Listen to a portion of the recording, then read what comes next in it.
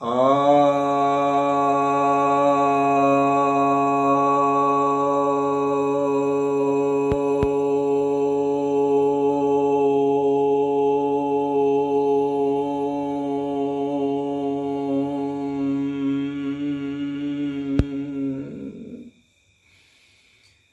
सभी भक्तजनों को सप्रेम नमन।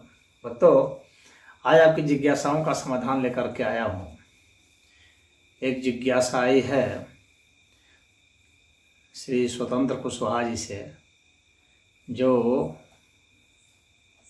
लिख रहे हैं कि पाली प्राकृत वैदिक भाषा व छांदस लौकिक संस्कृत में प्राचीन व नवीन कौन है, बिना किसी भेदभाव के बताएं। तो क्या आप समझते हैं कि मैं भेदभाव करके बताता हूँ, कि आपने विशेष आग्रह किया है कि भेदभाव के बिना बताएं? तो ऐसा आपका पूर्वाग्रह है। मैं बिना किसी भेदभाव के बताता हूँ।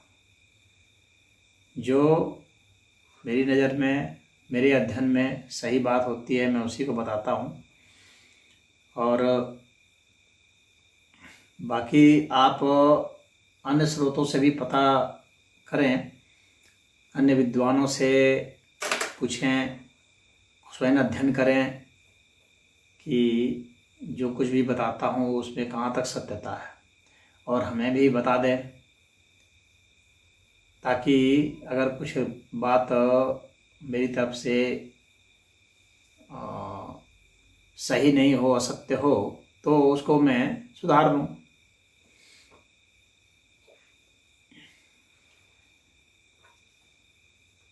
तो चलिए, खैर आपका विषय काफ़ी बड़ा है।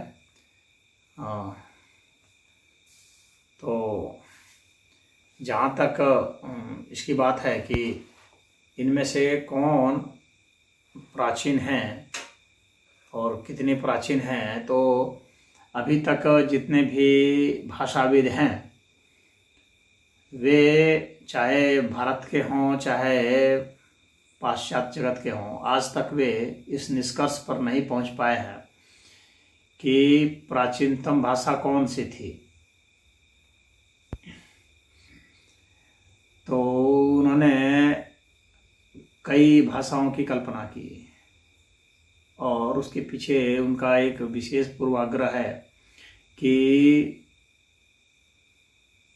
जो भारत की भाषाएं हैं, विशेषकर वह भाषा जो कि धार्मिक महत्व भी रखती है, उसको महत्व न दिया जाए, उसकी प्राचीनता उतनी स्वीकार न की जाए। लेकिन अब धीरे धीरे उनमें भी परिवर्तन आ रहा है। तो पहले उन्होंने सिस्टर लैंग्वेज की बात की, जिसमें कि लैटिन को, ग्रीक को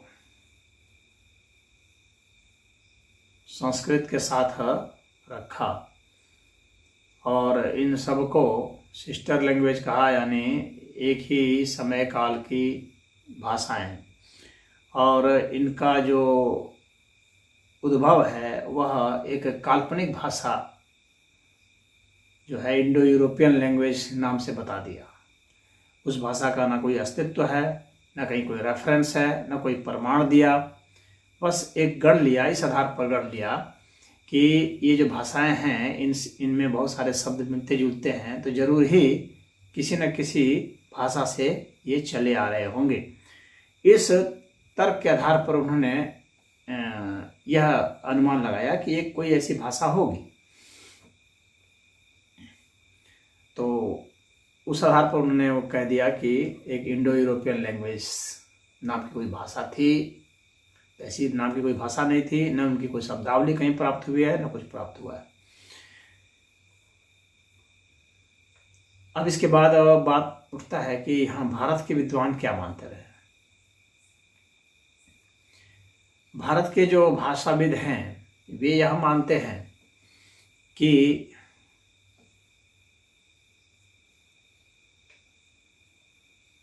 जो सबसे पुरानी भाषा थी उसको अति भाषा के रूप में कहा गया है, आदि भाषा के रूप में भी उसको कहा गया है। अति भाषा और आदि भाषा इस रूप में कहा गया कि ये भाषा जो है सबसे पुरानी भाषा है, जो आदि भाषा है, अति भाषा है। और इस अति भाषा या आदि भाषा को ही माना गया कि यही जननी है सभी भाषाओं की, यह जननी है। और यह जो आदि भाषा है या अति भाषा है, इसका नाम जो है वह भी आपको भरत नाट्य शास्त्र में मिल जाता है। इसका रेफरेंस जो है भरत नाट्य शास्त्र में मिलता है। अब यह जो भाषा है, इस भाषा से ही यह माना गया कि इसी से इसको आप पुरानी संस्कृत आप मान सकते हैं एक तरह से।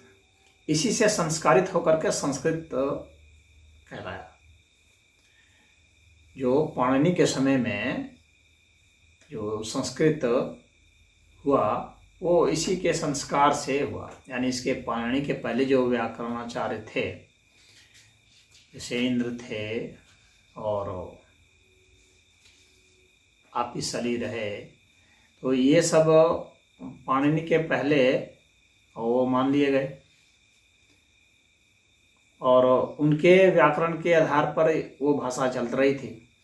और ये जो अभी का जो संस्कृत है, इस संस्कृत से उस आदि भाषा यानी अति भाषा जिसको कहा जा रहा है, तो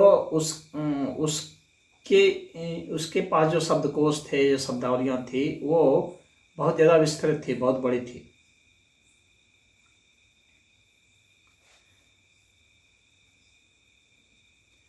और यह जो भाषा थी वह एक तरह से वेद पर आधारित भाषा थी। इसको छांदस भी कुछ लोग कहते हैं और कुछ लोग यह कहते हैं ये जो छांदस भाषा है, तो यह छांदस मतलब सबसे पुरानी भाषा है। और कुछ यह कहते हैं कि नहीं, अति भाषा अलग है और छांदस अलग है। छांदस वह है जो कि जिसमें कि वेद मंत्र हैं, यानी वेद मंत्र जो हैं वे छांदस में हैं। और जो अति भाषा और छांदस को अलग मानते हैं, उनका ऐसा कहना है कि छांदस जो है में जो सिर्फ वेद मंत्र है और वेद मंत्र जो हैं वे प्राचीनतम है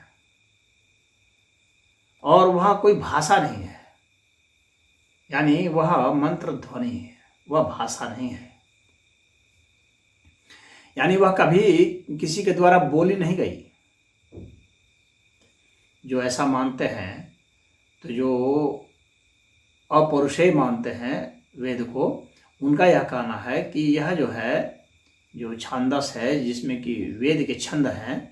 छांदस इसलिए क्योंकि वेद जो हैं, वेद के मंत्र वो छंदों में हैं। तो चाहे भिन्न भिन्न छंद हैं, अनुष्टुप छंद है, त्रिष्टुप छंद है, जगती छंद है, गायत्री छंद हैं, ये सब जितने छंद हैं, तो कहे ये सब छंदबद्ध हैं और ये मंत्र है, ये भाषा नहीं है, मंत्र है।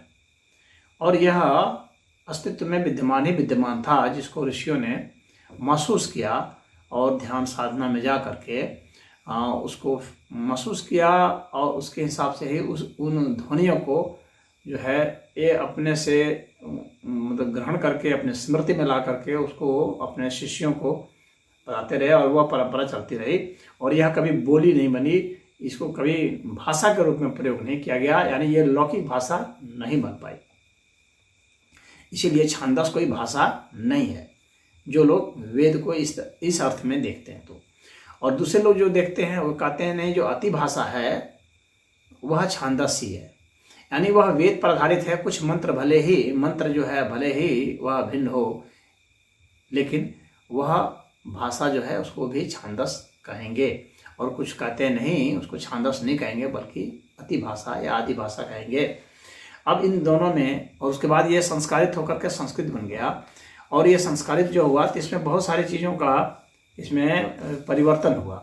और जो परिवर्तन हुआ तो उसमें विद्वानों का मानना है कि उसमें बहुत सारे जो नाम थे पहले वो ज़्यादा, मतलब उसका जो वो था वो ज़्यादा था, शब्द कोश ज़्यादा था बड़ा। तो वह जो है उसमें कुछ नाम लुप्त हुए, उसके भी उदाहरण दिए गए हैं।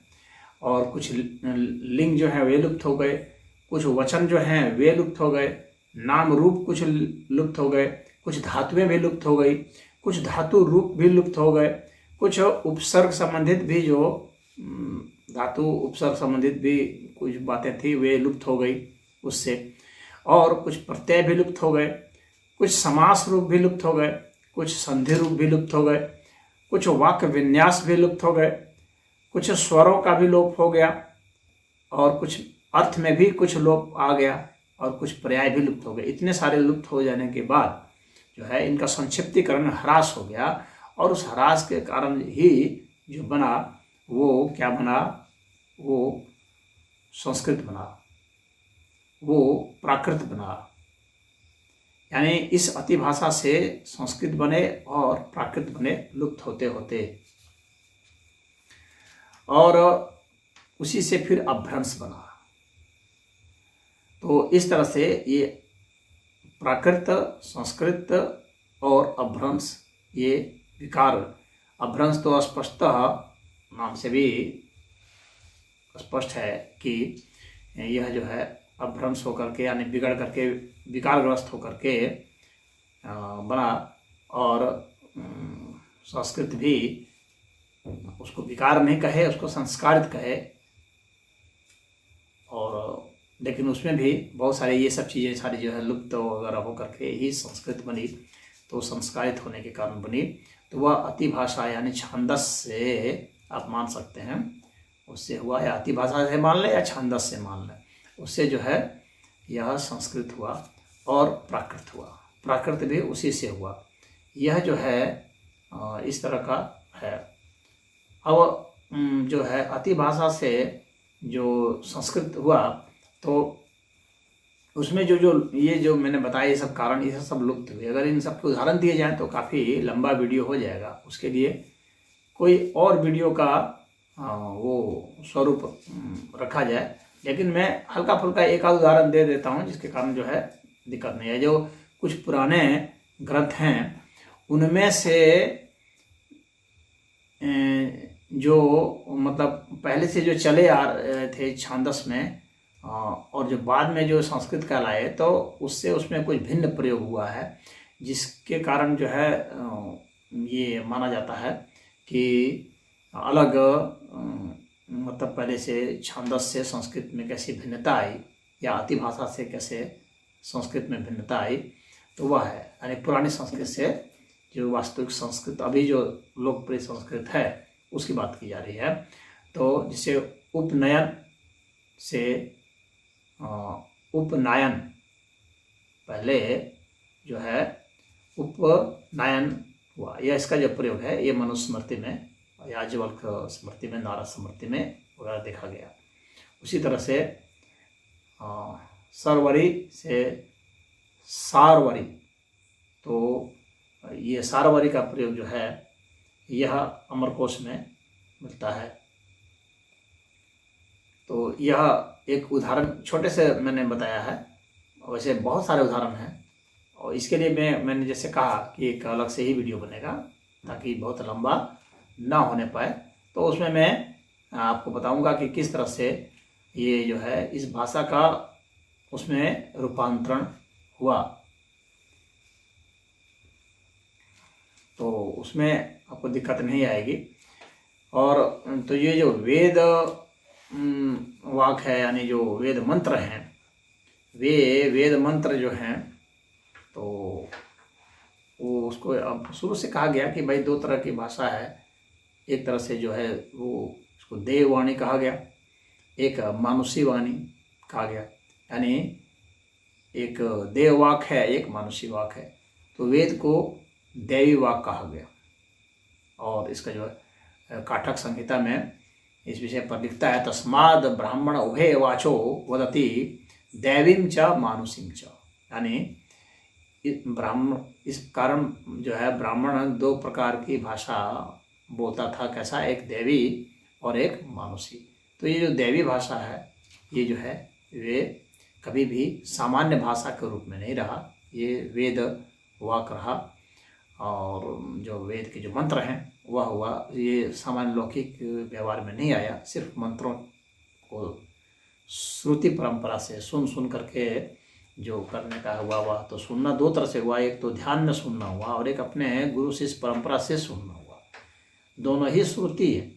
वह जो श्रुति है वह दिव्य श्रुति है, वह जो है समाधि अवस्था में जाकर श्रुति है, और यह जो है मुंह से बता करके जो सुनना हुआ, कंठस्थ कर लेना हुआ, यह वह श्रुति है जिसमें कि हम लोग ध्वनियों की तरंगों को ही पकड़ करके उसको याद रखना हुआ। इसीलिए वेद में मिलावट नहीं हो पाई, क्योंकि इसमें मिलावट करना संभव नहीं है। कोई रच भी ले तो उसमें मिला नहीं सकता, क्योंकि सारा उसकी क्रमबद्धता, उसकी ध्वनि की उदात्त अनुदात्त सारी चीज़ जो हैं वह एक तरह से निर्धारित थे। तो उसको जो है कोई उसमें मिलावट नहीं कर पाया, उसमें तोड़ मरोड़ की कोई संभावना नहीं है। तो उसके जो है अपने वह और उसके जो अर्थ हैं वे अर्थ ये लौकिक अर्थ नहीं हो करके वे अर्थ भी जो हैं वो आध्यात्मिक अर्थ वाले हैं। हालांकि उसके एक एक में तीन तीन अर्थ भी बताया गया, आधि भौतिक, आधि दैविक और आध्यात्मिक। ये तीनों अर्थ जो है वेदवाक में स्पष्टतः बताया गया है। और जो तीनों ही तरह के जो अर्थ उसका निकालने जानते हैं एक वेद मंत्र के, उन्हीं को माना गया कि वह वेद के वास्तविक मंत्र का ज्ञाता है। और जो नहीं जानते हैं, सामान्य जो अनुवाद कर देते हैं, तो उसको नहीं माना जाता है कि वो सही नहीं है, क्योंकि वो कोई एक ही अर्थ में निकाल दिया। तो जितने भी पाश्चात्य भाषाविद रहे उन्होंने एक ही अर्थ उसके निकाल करके बताया, जो कि सही नहीं माना जाता है। और इसमें ऋग्वेद में इसका कुछ साक्ष्य भी इसका मिल जाता है।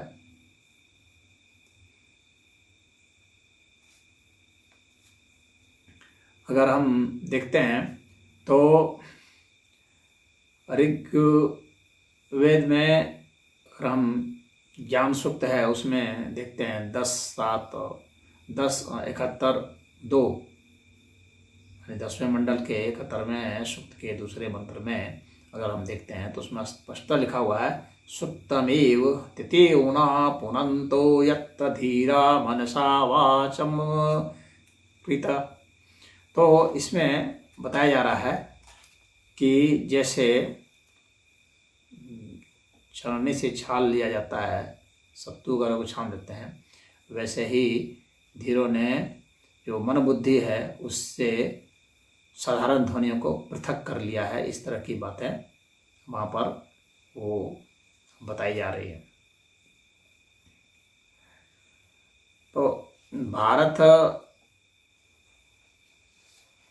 में जो वेद मंत्र हैं इनकी बहुत विशेषता रही है इसमें कवि, और इसी से सब परेशान रहे हैं पश्चिम वाले, क्योंकि इसमें वे बेचारे कुछ मिला ही नहीं पाए, तो परेशान तो उनको होना ही था।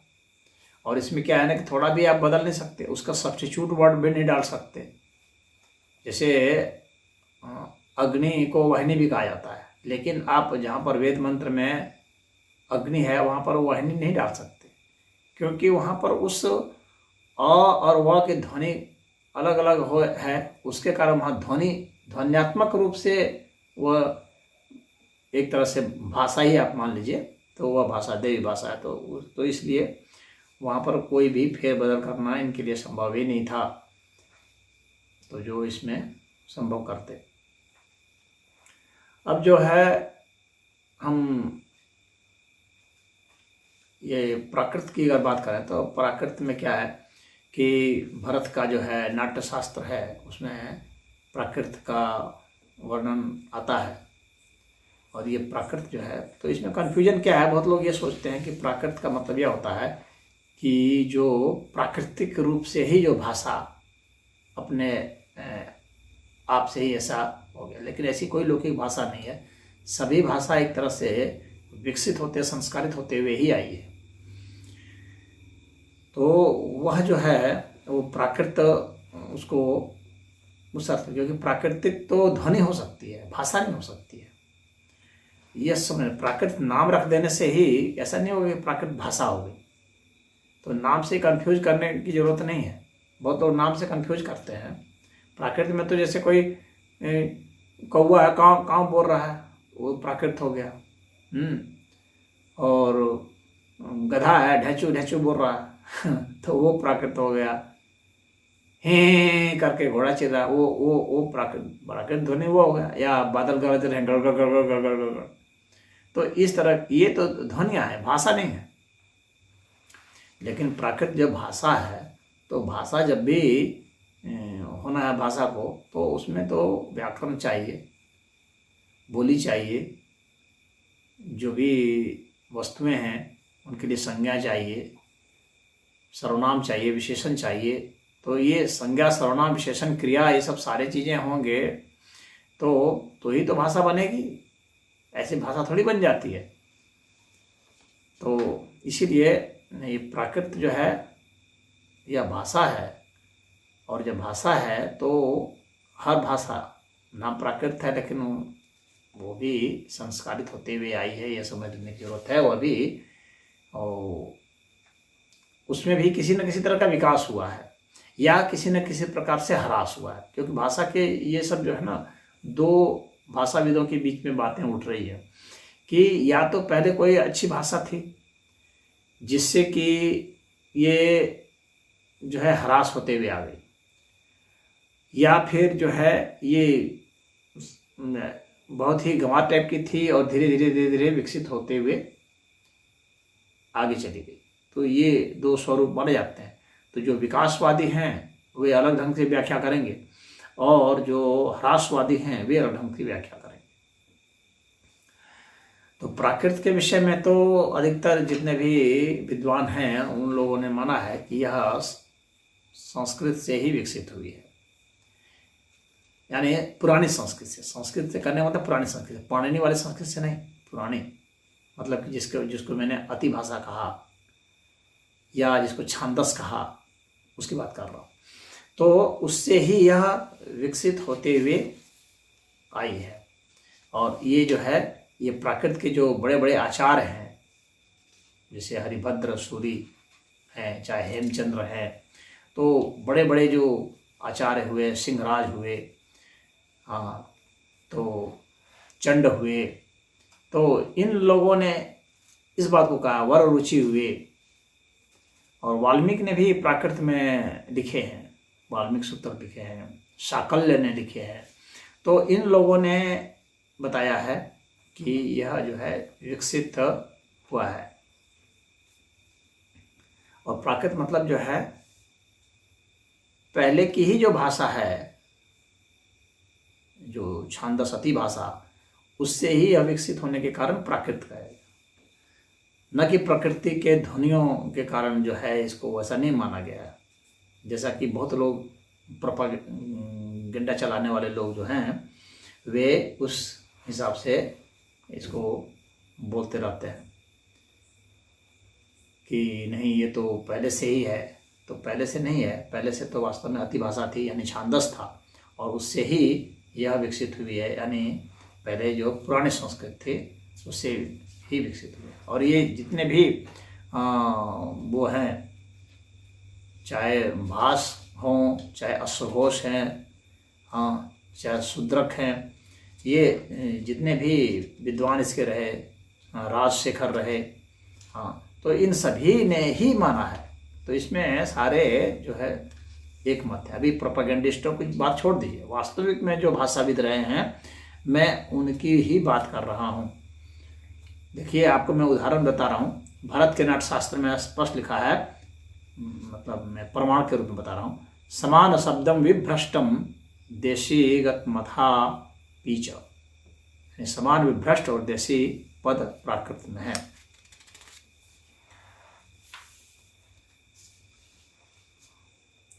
और ये हरिपाल ने गौड़ वहो टीका लिखी है, तो उसमें वो कहते हैं तद्भवः तत्समो देशी त्रिविधः प्राकृत क्रमः।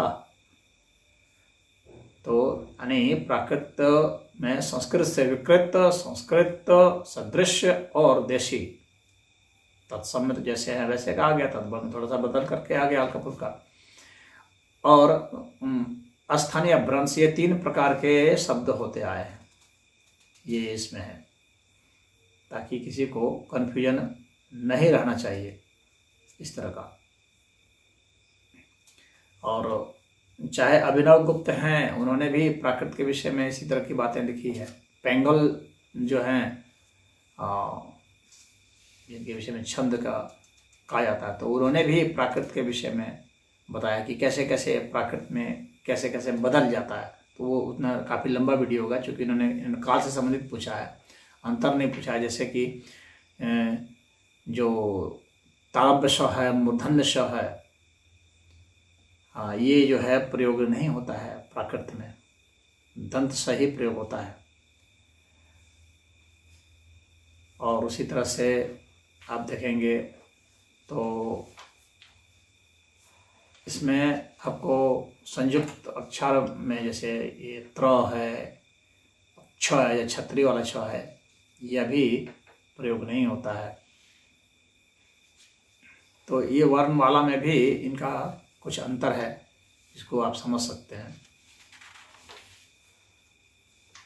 और ज्ञ जो है यह भी प्रयुक्त नहीं होता है।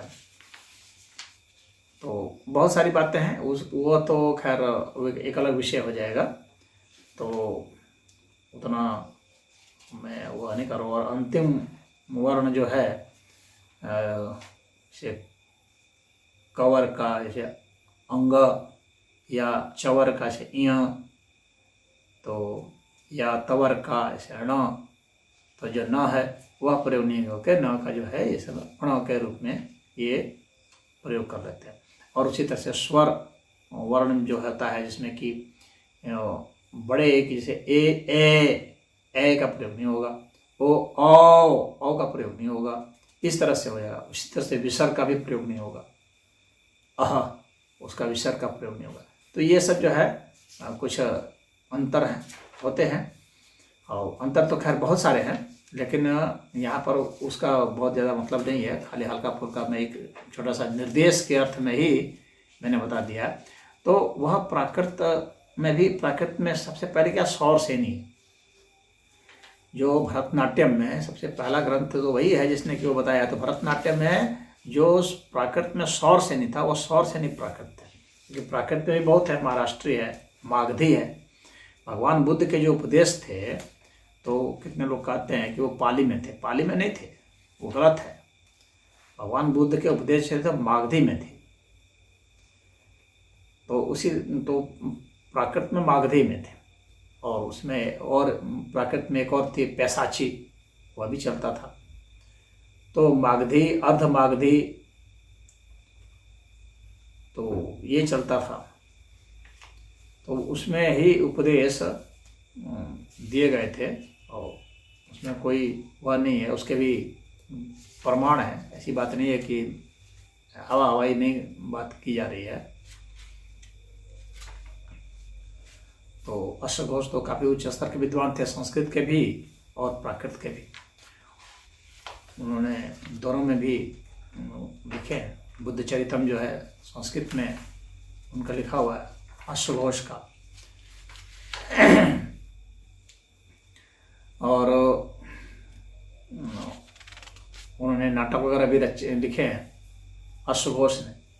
तो जो नाटक वगैरह लिखे हैं तो उसमें जो है ये प्राकृत का प्रयोग हुआ है। अब इसकी बात आती है कि हेमचंद्र तो यहाँ तक कहते हैं कि जो प्राकृत है वो गंवारों की भाषा है, अशिक्षितों की भाषा है। जो ज़्यादा शिक्षित नहीं हो पाए, संस्कारित नहीं हो पाए, तो वे जो हैं ये उनके लिए ये प्राकृत भाषा है। तो वास्तव में क्या है कि बोली के रूप में पहले थी और बाद में भाषा के रूप में विकसित हो गई प्राकृत, इसलिए कि इसके लिए हमें कोई स्कूल जाने की जरूरत नहीं है, कोई बहुत विशेष शिक्षा की जरूरत नहीं है, बस सुनते रहे अपने घर में, अड़ोस पड़ोस, माँ बाप से, समाज में सुनते रहे और सुन करके ही हमने बोलना शुरू कर दिया। तो वह भी एक तरह से एक अर्थ में प्राकृत हो गया। तो अब हेमचंद्र देखिए स्पष्टता कहते हैं, प्रकृति संस्कृतम तत्र भवनम तत् अगत्वान प्राकृतम। ये हेमचंद्र स्पष्ट कर रहे हैं। इसका अर्थ यह है कि प्रकृत या मूल संस्कृत है और जो संस्कृत से अगत है वह प्राकृत है। ये परिभाषा ही दे रहे हैं। उसी तरह से मार्कंडेय भी कहते हैं, प्रकृति संस्कृतम तत्र भवनम प्राकृतम उच्यते। प्रकृत या मूल संस्कृत, उसकी उत्पत्ति भाषा एक प्राकृत कहा जाता है। असल में आप ये जो है अगर वह देखेंगे मतलब भारत सरकार की लिंग्विस्टिक सर्वे ऑफ इंडिया का देखेंगे तो उन्होंने भी क्या किया है, इसे मूल संस्कृत को भी प्राकृत माना है, उसको प्राइमरी प्राकृत माना है, कहा है। उन्होंने 3 भाग में बांटा है। अगर linguistic survey of India volume 1 part 1 में अगर आप देखते हैं तो उसमें लिखा हुआ है प्राइमरी प्राकृत, जिसमें कि छांदस कहा गया है, वो प्राइमरी प्राकृत है। उसके बाद सेकेंडरी प्राकृत कहा है उन्होंने, और सेकेंडरी प्राकृत में प्राकृत का है जिसमें जैसे अशोक ने जो प्राकृत का प्रयोग किया था, वह अशोक की जो प्राकृत जो प्रयोग किया है वह भी जो है मागधी में है, तो वह जो है सेकेंडरी प्राकृत में कहा जाता है। और फिर उसी में पाली भी आ जाता है। और पाली तो खैर बहुत बाद में, ये 4वीं शताब्दी के पहले पाली शब्द था ही नहीं, 4वीं शताब्दी के बाद पाली शब्द आया है। तो ये पाली तो भी हाल फिलहाल का है, पाली वो उस समय के नहीं, बहुत पुरानी। तो बहुत लोग कहते हैं बुद्ध ने पाली में उपदेश दिए। बुद्ध ने कभी पाली में उपदेश नहीं दिया, बुद्ध ने मागधी में उपदेश दिया। और ये जो है ये प्रमाण आपको उसमें मिल जाएगा। तो प्राकृत का एक स्वरूप है पाली। और टर्सरी प्राकृत बताते हैं linguistic survey of India. Tertiary Prakrit में अन्य जो भाषाएं जैसे आ गई, जैसे बंगाली आ गई, पंजाबी आ गई, इस तरह के ये बाद में जो बन गए। और एक और जो है इंडियन ईस्टर्न प्राकृत, एक और चीज़ है जिसको अभ्रंश कहते हैं। तो अभ्रंश भी पुरानी है। तो इस प्रकार से यह भाषाओं का आपको यह है कि कब कब कौन कौन सी भाषा है पुरानी और कौन सी कैसी है। तो उसमें स्पष्टतः मैंने आपको बता दिया कुछ उदाहरण दे करके। अगर उस तरह से समझना है कि कौन उसमें पाली के विषय में कि पाली जो है, अच्छा कुछ लोग ऐसे भी कहते हैं कि अशोक के समय में संस्कृत नहीं था, इस तरह से प्रोपेगेंडा फैलाने वाले। तो ये सब बेकार की बातें हैं। अशोक के ही जो अभिलेख हैं उस अभिलेख में भी आप देखेंगे तो वो छोटा स, बड़े स, तालव्य स, मूर्धन्य स का प्रयोग हुआ है, त्र का भी प्रयोग हुआ है। तो इसलिए ये कहना, तो ये वैसे प्रोपेगेंडिस्ट लोग हैं वे ऐसा कह सकते हैं। वास्तव में जो विद्वान लोग हैं वे इस तरह की बातों को नहीं कहते हैं।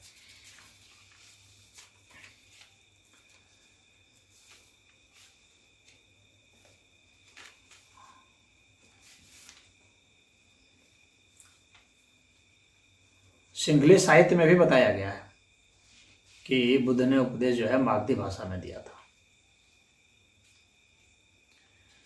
जो बुद्ध घोष थे, बुद्ध घोष, वहाँ से जो है बुद्ध घोष ही है जिसने पहली बार पाली शब्द का प्रयोग किया था। बुद्ध घोष के बाद ही पाली शब्द जो है वो लोकप्रिय होना शुरू हुआ था। यानी 6वीं शताब्दी के बाद जो है पाली वास्तव में लोकप्रिय होना। 4वीं के पहले तो पाली का कोई प्रमाण ही नहीं मिलता, उसके बाद ही प्रमाण मिलता है।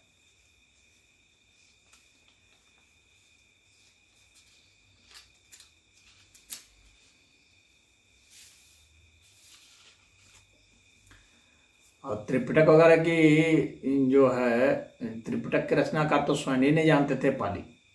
स्वयं उन्होंने त्रिपिटक में कोई भी पाली शब्द का प्रयोग नहीं है, न ही अट्टकथाओं में मिलता है। किसी बौद्ध शिल्प या अभिलेख या ग्रंथ में पाली शब्द है ही नहीं जो 4वीं शताब्दी के पहले हो। तो ये जान लीजिए। तो यह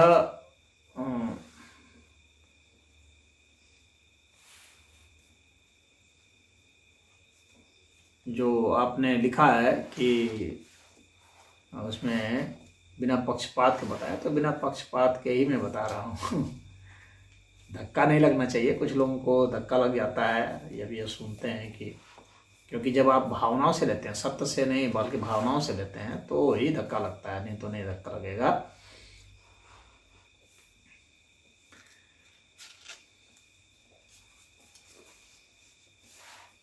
इस पिज्जत पांडुलिपि जो है, जो कि पहली शताब्दी ईसा के समय का है, तो उसमें जो है संस्कृत और प्राकृत में ही शब्द लिखे हुए हैं। तो यह जो है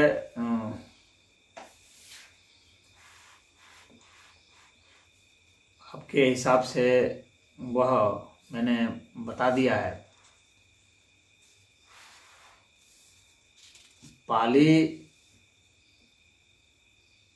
बाद में तो ठीक है, वो बौद्धों के जो हीनयान संप्रदाय, महायान संप्रदाय, सभी ने वो पाली को फिर वो मानना शुरू कर दिया और उसको बौद्ध धर्म की भाषा बनाने का एक प्रयास किया।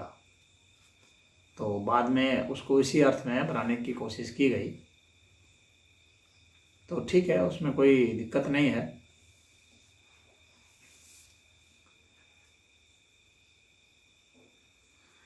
पाली को जो है, पाली का अर्थ हेमचंद्र जी ये शेष कोश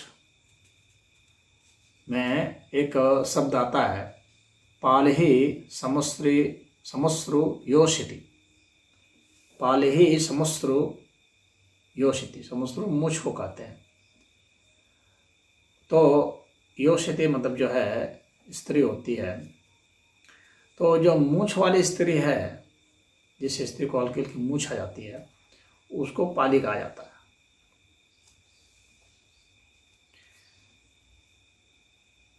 तो ये विकृत ही है।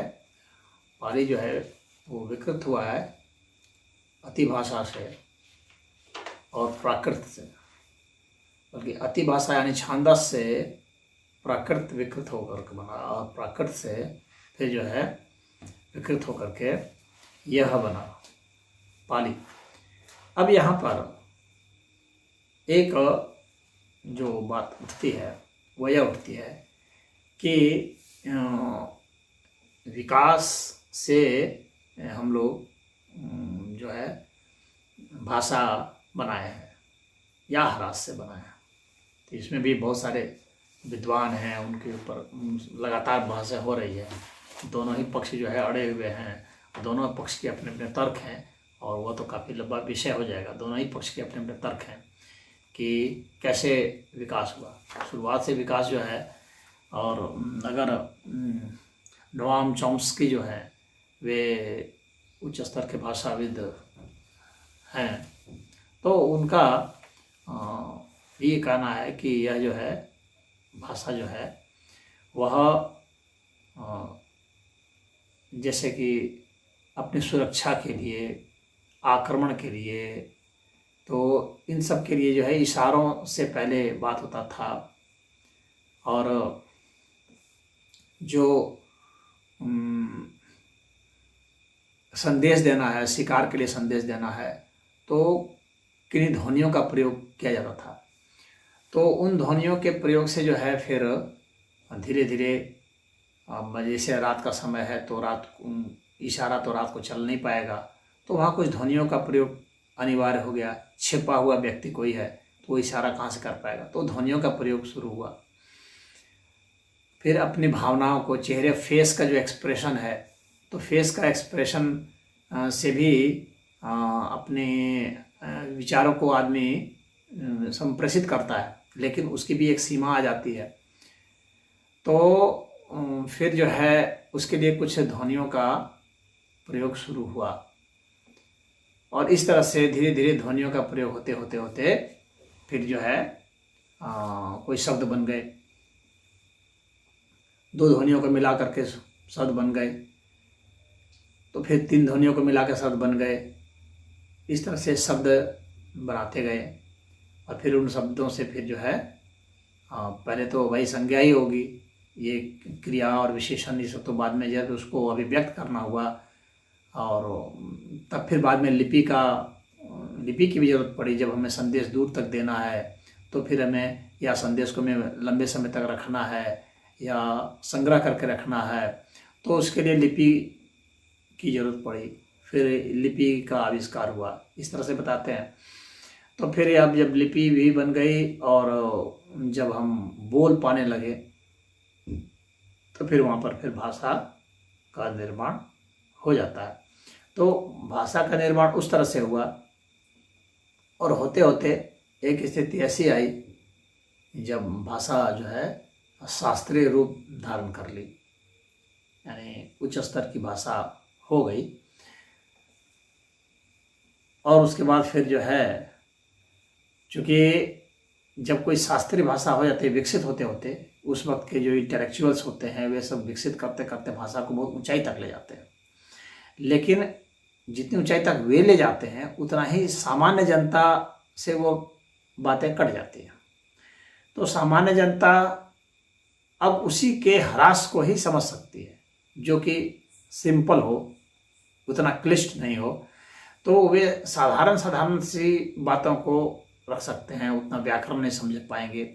तो इस तरह से फिर उसका ह्रास हो जाता है, और वह एक बोली में और एक साधारण सी भाषा में फिर बन जाता है, जो कि गंवार लोग भी बोल सकते हैं। तो इस तरह से क्लासिकल से फिर जो है ह्रास होकर के फिर ऐसे हो जाता है, और फिर उसमें से फिर जो ह्रास होकर के जो हो गया, फिर उसमें से भी फिर उसमें से कुछ लोग उसके उस ह्रास हुए जो भाषा आई, उससे फिर जो है कुछ विकास होकर के फिर एक दूसरी तीसरी भाषा बन जाएगी, क्योंकि उसमें भी फिर इंटेलेक्चुअल होंगे जो उसी को फिर और आगे बढ़ाएंगे। फिर उसका भी एक लेवल होगा, फिर उससे ह्रास होकर के फिर एक तीसरी बोली बन जाएगी, जो कि उस भाषा के लिए भी फिर जो है मूर्ख होंगे, अज्ञानी गंवार होंगे। फिर इस तरह से कई भाषाएं लगातार बनती चली जाती हैं। भाषा का उद्भव, विकास, ह्रास, इस प्रकार से क्रमशः ये होता रहता है। तो इस तरह से है। तो अब इसमें अब जो शब्दावलियों को देखा जाता है, तो जितने भी अब भाषा की ओरिजिनलिटी, कौन भाषा कहाँ थी, अब उसका धातु रूप से पकड़ते हैं। उस भाषा का धातु रूप होना चाहिए। अगर धातु रूप है तो माना जाता है कि ये शब्द जो है इसी भाषा का है, क्योंकि ये यहाँ से ही निकला है। तो जितने भी, चाहे इटालियन हो, चाहे इंग्लिश हो, चाहे ग्रीक हो, चाहे रोमन हो, इन सब के जो कहीं रूट है, चाहे हिब्रू भाषा हो, तो ये जो है इन सभी में संस्कृत के शब्द पाए जाते हैं। और ये जहाँ फंसते हैं अपने उसका मूल, उसके धातु में, तो वहाँ ये नहीं बता पाते हैं, तो वो संस्कृत में ही पता, संस्कृत यानी मूल संस्कृत में, छांदस की बात कर रहा हूँ, तो वहाँ पर फिर आना पड़ता है। तो इससे यह सिद्ध होता है कि छांदस जो है, यानी अति भाषा जो है, वही सबसे पुरानी भाषा, यानी मूल संस्कृत जो है, जिसको कि लिंग्विस्टिक सर्वे ऑफ इंडिया ने प्राइमरी प्राकृत कहा है। तो प्राइमरी प्राकृत जो है वही मूल भाषा रही है, और उसी से फिर सभी भाषाएं बनी हैं। उसके पहले कौन सी भाषाएं थी जिससे वो विकसित होते होते गई, उसका क्या नाम दिया जाएगा जिससे कि वह छांदस विकसित हुआ, तो उसका तो अभी कोई स्रोत नहीं मिलता है, क्योंकि बहुत पीछे की बातें हैं। तो उतने पीछे का तो कोई प्रमाण भी नहीं मिलता है, और जब तक प्रमाण नहीं होगा तब तक वो हाइपोथेटिकल हो जाएगा, वो एक मानी हुई बात हो जाएगी।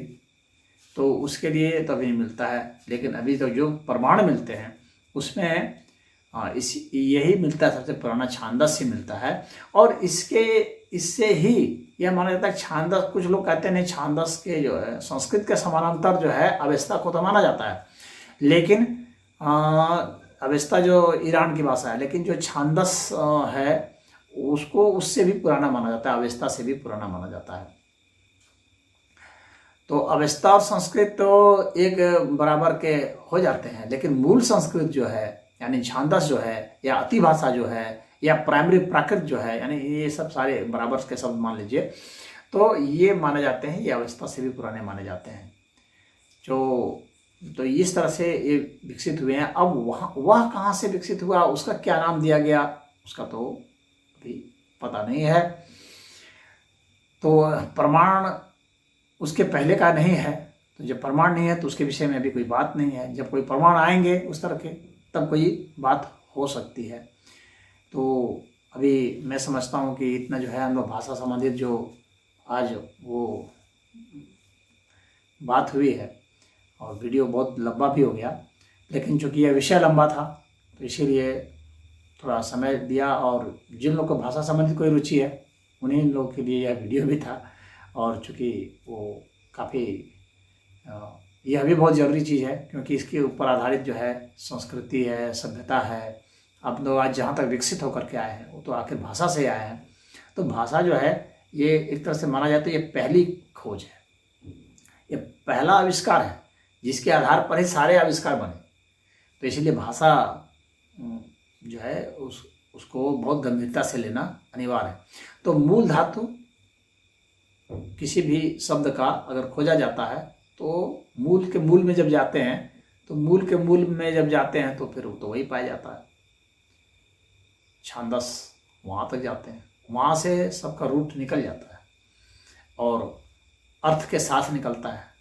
क्योंकि जब धातु आप देंगे तो उसका अर्थ भी आपको बताना पड़ेगा। और जो आपने शब्द बनाया है या ये संयुक्त शब्द बनाया है, समास बनाया है, तो जो भी समास बनाया है तो आपको उसका अर्थ भी तो उसके हिसाब से समझना पड़ेगा। तो चाहे संधि करके आपने बनाया, समास करके बनाया, आपको मूल धातु के हिसाब से उसके अर्थ जो है उसमें लगाने पड़ेंगे, तभी जो माना जाता है प्रमाण। अब भारत में अगर हम दक्षिण भारत की बात कर लें तो तमिल भाषा को सबसे पुरानी भाषा माना जाता है। यानी संस्कृत के बराबर की भाषा तमिल भाषा है, लेकिन यह तमिल भी उसी छांदस से ही उसी से विकृत होकर के यह बनी है। और इसमें बहुत सारे शब्द प्राकृत के भी हैं। तो यह जो है यह भी पुरानी है, बहुत पुरानी है। तो संस्कृत, प्राकृत और तमिल भारत की सबसे पुरानी भाषाएं हैं। लेकिन इन सब का स्रोत जो है वह मूल संस्कृत है, जो छांदस है। यह बहुत लोगों को हजम नहीं होता है, विशेषकर ईसाई मत वालों को तो बिल्कुल भी हजम नहीं होता है लेकिन प्रमाण तो हमें यही बताते हैं, वेद से पुराना कुछ नहीं है। तमिल भाषा में भी वेद के शब्द हैं और छांदस है, उनके जो व्याकरण है वे भी उसी हिसाब से रचे गए हैं। और यह अगर उसका इतिहास देखा जाए तो ये जो तुर्वसु थे उन्हीं के संतान माने गए। कौन कौन? पांड्य, केरल और चोल। ये तुर्वसु जो थे उन्हीं के संतान माने गए, जिनका कि वायु पुराण, मत्स्य पुराण ऐसे में भी वर्णन आता है। और जो मानव धर्म शास्त्र है उसमें भी इन लोगों के विषय में बताया गया है। पौंड्र का शौड द्रविड़ा, इसी भरत नाट्य शास्त्र में, जो कि बहुत पुराना ग्रंथ है, तो उसमें भी द्रविड़ शब्द का प्रयोग किया गया है और आंध्र का, दोनों को ही उसमें याद किया गया है। द्रविड़ांध्र महाराष्ट्र का प्रयोग किया गया है। तो द्रविड़ जो है वह द्रविड़ से बना, हाँ, और तमिल जो है वो द्रमिल से बना। द्रमिल से तमिल बना विकृत होकर के। भारत संहिता के भीष्म पर्व जो है उसमें भी द्रविड़ों का उल्लेख किया गया है। द्रविड़ा केरला प्राच्यः। आयुर्वेद की जो है काश्यप संहिता है, हाँ, उसमें भी इसका उल्लेख किया गया। चोर का चोल जनपद के नाम से द्रविड़ जनपद का भी नाम उसमें उल्लेख किया गया है। महाभारत में बताया गया है कि अर्जुन ने विजय किया था, उत्तर चोलों को जीता था।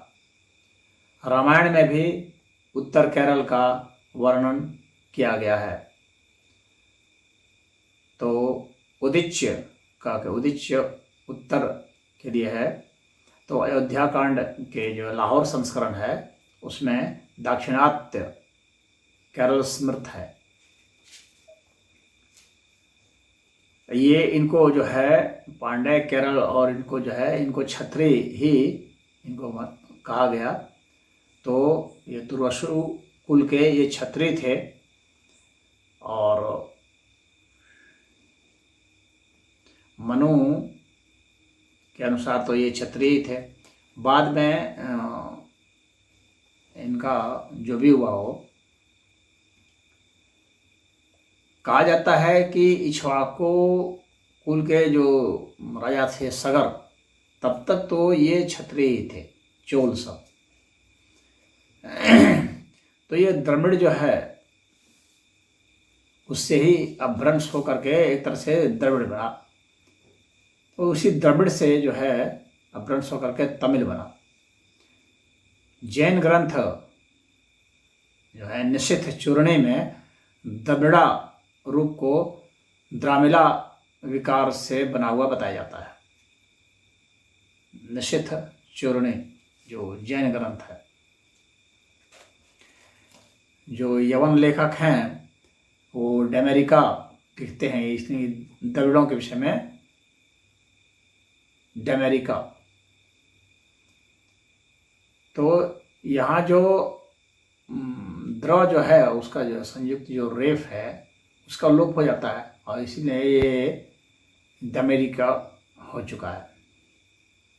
आंध्र प्रदेश में जो लोग थे तेलुगु भाषा भी जो है इसी से जो है एक तरह से अपभ्रंशित होते हुए बनी है।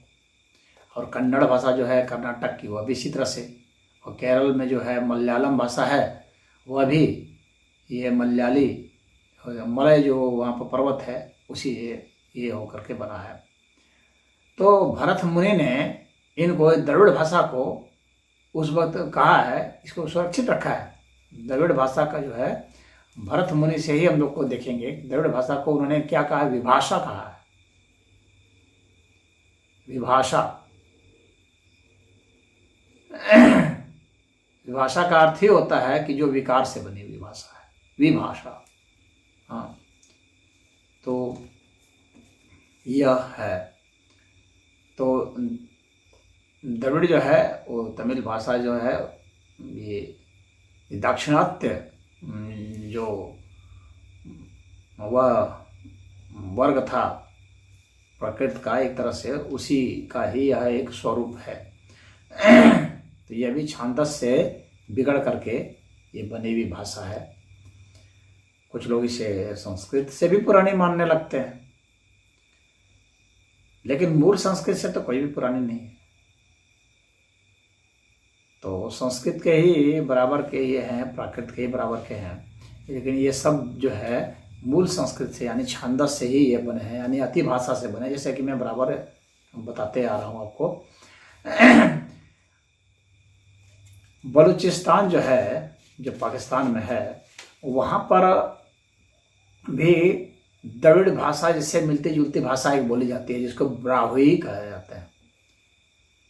और रामायण में इसको उदिच्य केरल के विषय में कहा गया है। तो इसका अर्थ है कि इधर से भी ये फैली हुई थी और यहाँ से, और कुछ लोग कहते हैं कि वहाँ से ही कुछ लोग माइग्रेट करके कोई इधर आ गया और वो हो गया।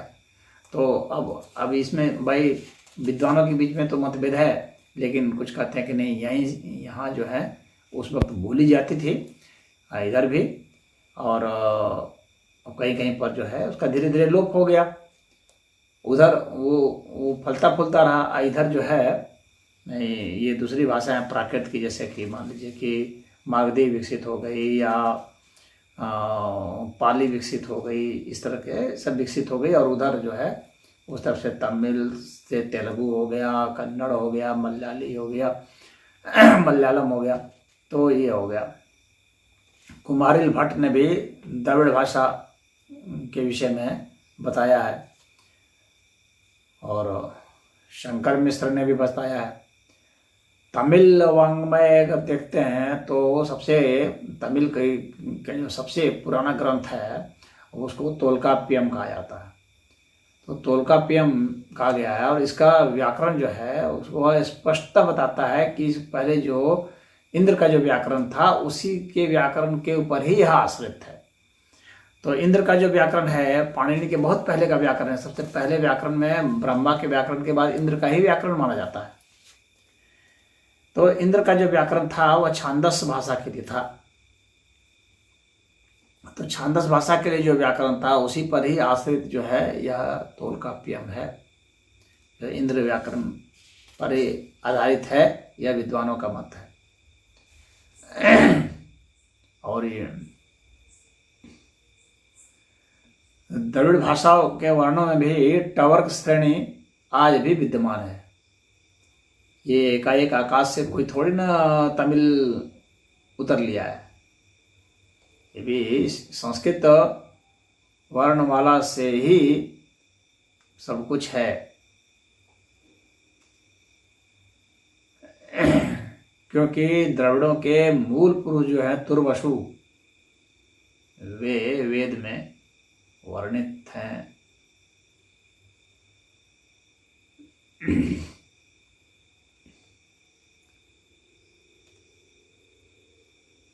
और वेद तो जो है तुर्वसु से भी बहुत पहले का है।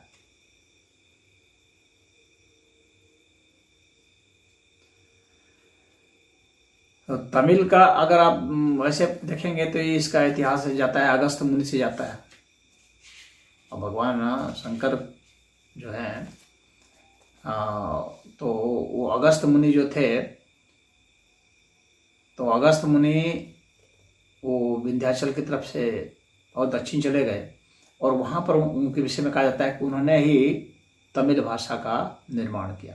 और अगस्त मुनि जो है वे तो सत्यवक्ता थे और वेद को वे अनादि मानते हैं, अगस्त मुनि भी, और वे वेद के विद्वान थे। इसका मतलब तमिल भाषा बनाने के पहले ही वेद विद्यमान था, इससे तो स्पष्ट हो ही जाता है। तो तमिल जो है वो द्रामिल से बना है, द्रामिल जो है वो द्रामिड़ से बना है, इसलिए यह विकार है। तो ये इनकी भाषा की ध्वनियाँ जो है आगम संस्कृत से ही है।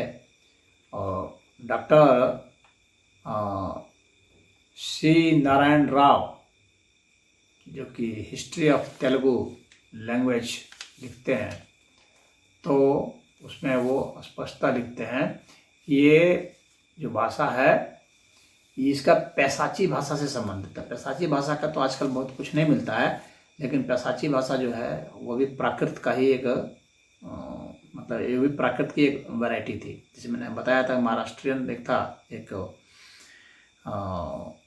प्राकृत था और एक पैसाची था, जो सौर सैनी वर्ग थे।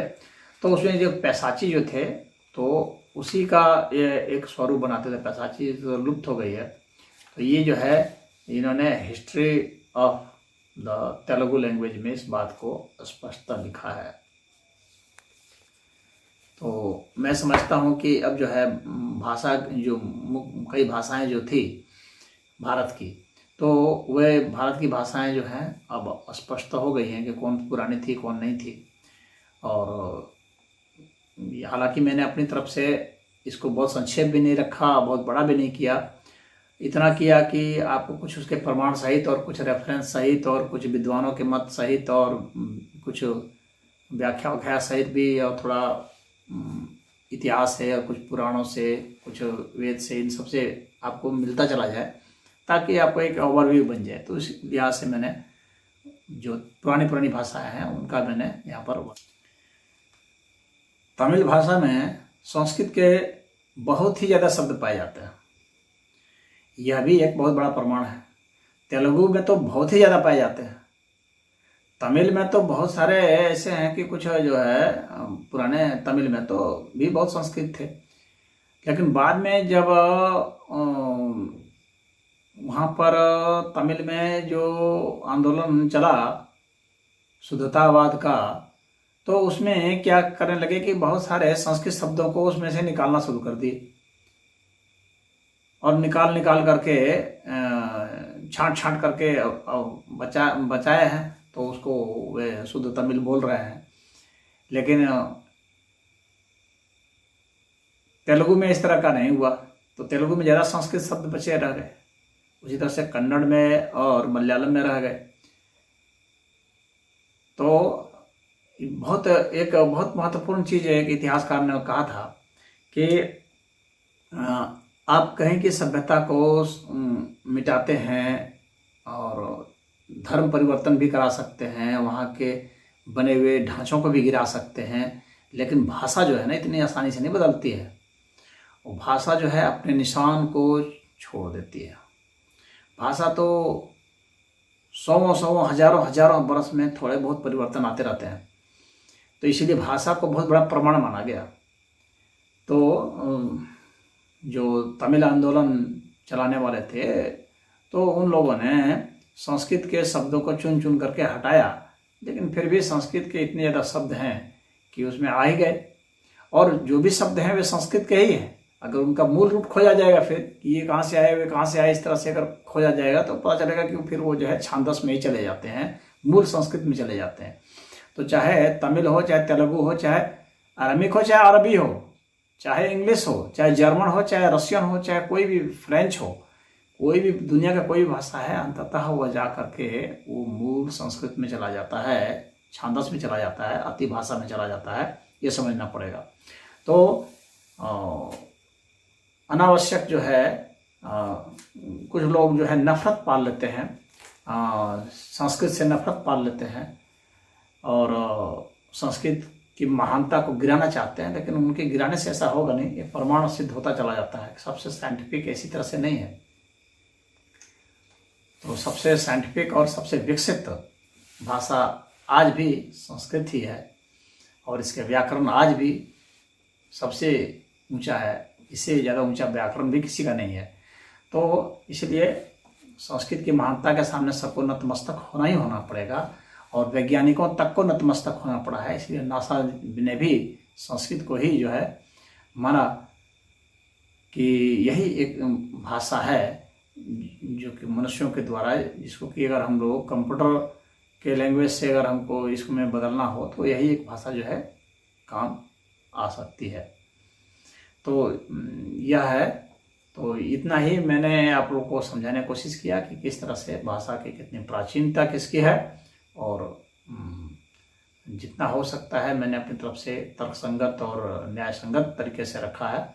अगर इसमें भी आपको किसी को लगता हो कि नहीं कोई मैंने कुछ पक्षपाती कुछ रखा है, तो वह भी अपना दृष्टिकोण जो है आप अपना कमेंट बॉक्स में भी लिख सकते हैं और अपनी बात रख सकते हैं, और किसी अन्य जगह भी आप अपना अध्ययन कीजिए। कोई मना नहीं है। बहुत बड़े बड़े विद्वान इसमें लगे हुए हैं, 100 वर्षों से लगे हुए हैं, सब शोध ही कर रहे हैं। आप भी शोध करें। हरि ओम।